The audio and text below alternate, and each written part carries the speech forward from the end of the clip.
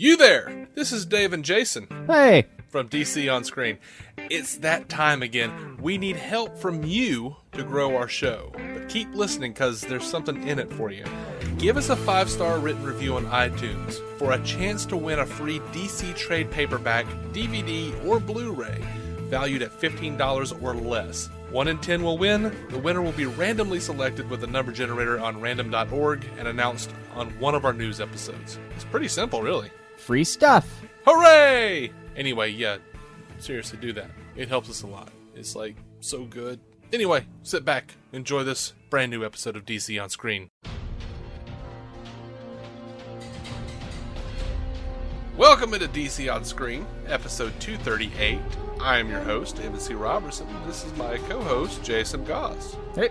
Today we are going to get super spoilery on DC's Legends of Tomorrow 203, Shogun. After the death of Rex Tyler, Vixen boards the Waverider looking for vengeance. Nate wakes up and showcases his new Citizen Steel powers in time to stop her from killing Rory.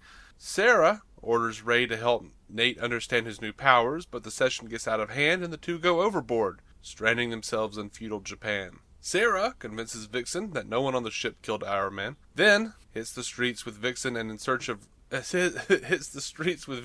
Rory in search of Ray and Nate. Victor and Jefferson repair the ship so quickly that they have time to hunt down Captain Hunter's secret compartment. In it, they find a message from 2056 Barry Allen, which they listen to and then heroically vow not to repeat. Back in feudal Japan, Ray loses his suit to a warlord. He escapes and finds the team, but they're no match for a warlord in an Atom suit. They retreat, find Nate and his new lady friend, and decide their best option is to defend her village from her warlord suitor. Vixen, Sara, and Mick defend the villagers. Ray dons some old-school armor for a final showdown, and Nate has performance issues. But, in the nick of time, Nate steals on and destroys the suit that Ray spent billions of dollars and countless hours developing. Also, the villagers they were protecting were Katana's ancestors. Woo! That sums it up. We are DC On Screen. It's been fun. You can find after the episode ended, I didn't even care what had happened. I'm deeply mad about Ray's suit. I don't know where they're going to find more Dwarf Star alloy. This universe has made it a point that shit don't come easy. So, well, they're in a time machine. So if Ray could find it in his time in 2016, I'm assuming they can find it somewhere else. Yeah, they're just going to have to hijack it from somewhere. But I feel bad for the guy because he was clearly having a crisis of confidence anyway after Vixen kind of ripped him a new one. So he tried to make himself an actual, a hero within superhero, and Nate wanders in and gets his powers. Mm-hmm. And then destroys his suit. I'd be super mad at Nate if I were him right now. He's a much more graceful person than I. Well, he told Nate that it was the only way to get it off of what's his face. Yeah. And he knows exactly what he's telling him to do, but at this point, though, I would like to interject and say that if Stephen Moffat were writing this show, mm-hmm.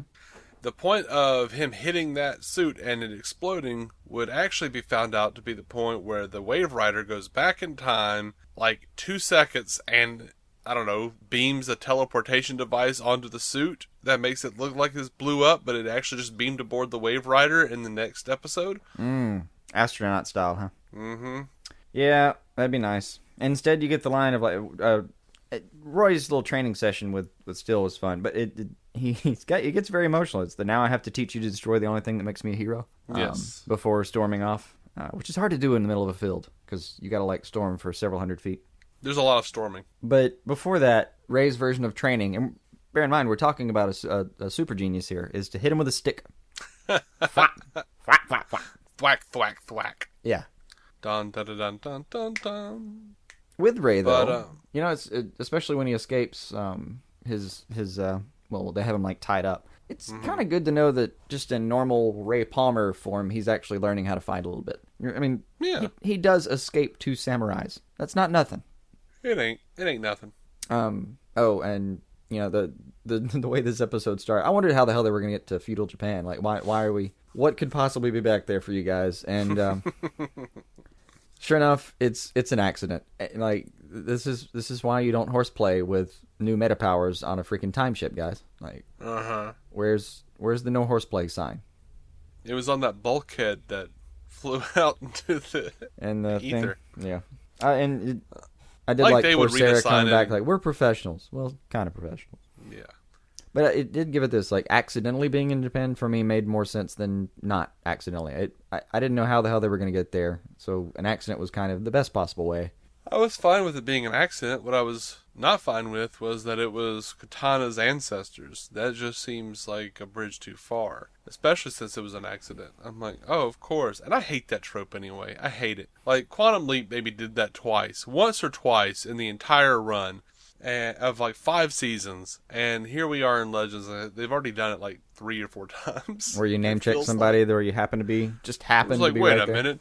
What was your name again? Oh, right. And I'm like, I don't even think that Adam ever met Katana. Like, no, I mean, oh, Yoshiro. Oh, Nate would have studied the crap out of it, though. I'm sure, but not Ray. Not Ray, though. I'm just saying. I mean, maybe he heard things from Oliver or something. I don't know. That's possible. I mean, she was around for like a whole season. Who knows? I'm just aggravated, though. I'm aggravated with it. Man, there's no point in this. Why did it have to be Yoshiro? Why? I know. I mean, yeah, okay. Ray was playing with the soul sword. Okay, I got you. Yay. I started to say this earlier. After the episode ended, Ray's suit, sorry dude, all that, new powers, all that happened. All I could think about was I want to hear the rest of that message. And I got really excited because I didn't know it was going to be we saw that in the trailers preseason, but I didn't know it was going to be this episode that it was coming up. So when I saw the screen, I went, oh shit, thank God, I've been waiting to hear this. And then Stein and Jefferson come out and as much as tell me we're not going to tell you. It's pretty infuriating. And Barry's voice actually sounded kind of aged. They gruffed him a little. Well, I mean, he would be in the 60s, I guess. Yeah, that's how it should be.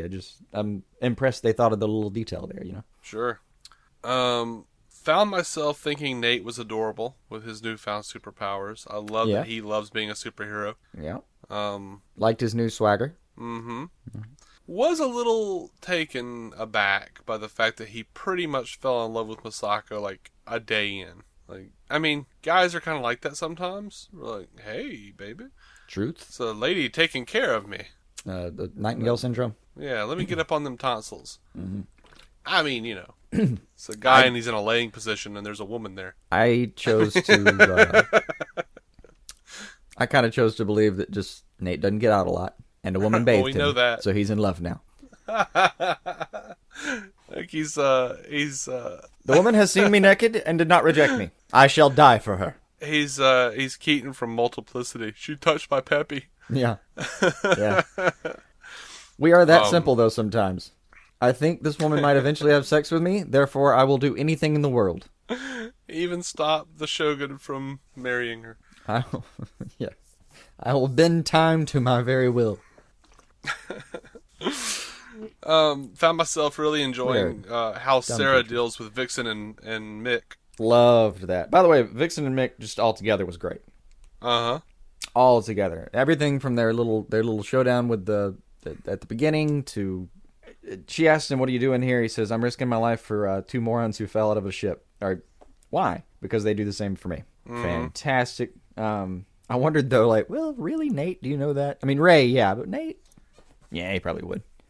Yeah. Wait, the line you're thinking about is probably, if you two don't quit your squabbling, I'm going to maroon you in a time period of my choosing. Together. And then they just look at each other and like the idea of them being together is enough to actually stop them. It was fantastic. But later in the episode, I started thinking, I think the lady doth protest too much. And sure enough, she gives him the little, what'd she tell him? In case you need to prove you met an actual ninja. Yes. And he's just, man, he looks like a kid who got his Christmas present early, dude. I mean, everything with him and the ninjas was hilarious. It was fantastic. I told you. Which I don't understand why he didn't just keep the ninja outfit that he was in as proof. I keep thinking that somehow they're not real outfits. It's not like they actually have a wardrobe on board the ship. They have something that kind of like fabricates clothing. No. But he takes down those ninjas. Oh, he does He take shows that up guy's as a actual ninja. suit. Yeah, you're right. He does, absolutely. He should have kept that. Mm-hmm. I don't know. I mean, Shuriken's a little cooler than the suit. Yeah. Oh, and I forget who they're talking to, but Mick is predictably crass, and Vixen tries to be diplomatic and said what he meant to say was, she just cuts him off. No, I didn't. Or he cuts him off. Yeah. And, you know, his little bit, he's just going to lay down on the nice little stack of hay here. Let's wait me up when the fighting starts. Yeah. I loved Ray talking to Papa Yashiro. He's like, you're saying I don't need a suit of armor to stop the Shogun. He's like, oh, no. He'll kill you in seconds. No, you idiot. You're a hopeful fool, aren't you? Yeah, it was great. That was. It looked like next episode they're kind of going a little listless here. They're just gonna hop in the ship and see where it takes them. Mm-hmm. Which is very Doctor Who-ish, you know. He just hops in, see where you land, and who needs saving. I did laugh at the song at the end. I forget whose version What was of the that. song at the end? I forget whose version it is. So I'd love to be able to name the artist too. But it's "Time Is on My Side." Oh yeah, that was in Lucifer this week too. Was it? They probably used the when, Stone version in Lucifer though. They used the Stone version in Lucifer. Absolutely. I don't know who's. But it was when Uriel was scooting that skateboard over. Oh, you're right. You're right. Mm-hmm. Well, there's not a bad version of that song, at least that I'm aware of. No, not that I know of.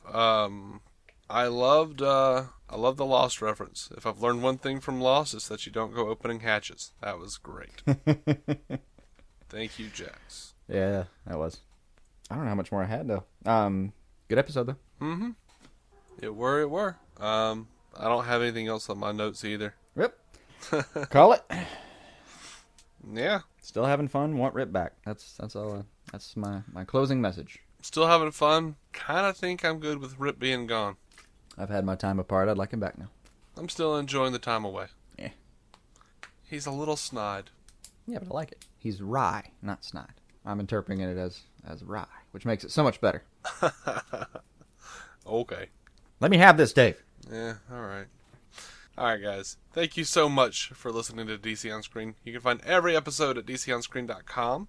You can find us on Stitcher. You can find us on iTunes. You can find us on Google Play. You can also find us at giantsizeteamup.com. We are proud members of the Giant Size Team Up Network. We'll be coming back, and I think, if I'm not mistaken, we're going to be doing 2 news episodes this week, and that will be the beginning of a new way of us doing the news. We're going to do the film news, and we're going to do the TV news. And the revolutionary breakthrough is separately. Yeah, separately. So until either we decide it doesn't work, or there's revolutions. Even those who have said no to our suggestion have come around to our way of thinking. Mm-hmm. Oh, I didn't even think about it. Roland Smoker pointed out that he would really appreciate that because he wouldn't have to wonder which Flash we're talking about. Yeah, so there you go, guys.